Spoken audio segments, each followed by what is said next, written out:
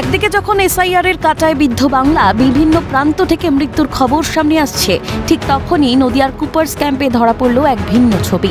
SIR নিয়ে no tension, আতঙ্কিত নয় কেউ। আমাদের তো নেই, কারণ আমাদের 2000 সালের ভোটের কাগজপত্র সবই সঠিক আছে। আমাদের ভয় নেই, আমরা ঠিক এখানেই জন্ম আমাদের। তারপরে এই বহু বছর ধরে ভোট দিয়ে আসছি। তারপরে আধার কার্ড, আই কার্ড, মানে রেশন কার্ড সব আমাদের আছে। বাংলাদেশ যখন ভাগ হয়ে গেছে তখন আমি শুনেছি আমার শ্বশুর শাশুড়ি ওরা চলে এসছে, ওখানে ব্যবসা ট্যাবসা করতো, এই সব দিয়েই চলে এসছে। একদিকে বিনিময় চুক্তিতে 2015 ভারত ভুক্তির কারণে 2002 ভোটার তালিকা থেকে নাম বাদ পড়েছে কোচবিহারের ছিটমহলবাসীর। ঠিক তখনই কুপার্স ক্যাম্পে আলাদাই আমেজ। পূর্বপুরুষ পূর্ব পাকিস্তানের হলেও কুপার্সবাসীর দাবি তারা 1947 সালের পর থেকে সরকারি চুক্তি অনুযায়ী এই এলাকায় বসবাস করছেন, যার জন্য 2002 সালের ভোটেও তারা সামিল ছিলেন।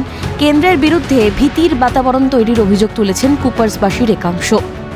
ঈশ্বরের কাছে কামনা করি, যে ঘটনা ঘটেছে ইতিমধ্যে 9 দিনে 9 জন মারা গেছে। আমরা চাই না আর কোনো মৃত্যু এইভাবে আতঙ্কগ্রস্ত হয়ে কোনো মানুষ তিনি মৃত্যুবরণ করুক।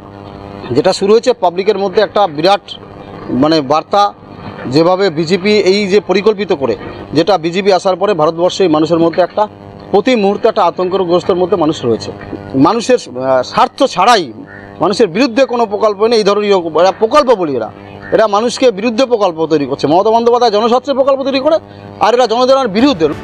এসআইআর ইস্যুতে রাজপথে তৃণমূল, একজনও বৈধ ভোটারের নাম যাতে বাদ না যায় তার জন্য মাঠে ময়দানে নেমে লড়াইয়ে মতো তৃণমূল সুপ্রিমো মমতা বন্দ্যোপাধ্যায় ও second in command Abhishek Bandyopadhyay. তাদের উপরেই আস্থা রেখে এসআইআর আতঙ্ক থেকে দূরে রয়েছে কুপার্সবাসী, তা বলাই বাহুল্য।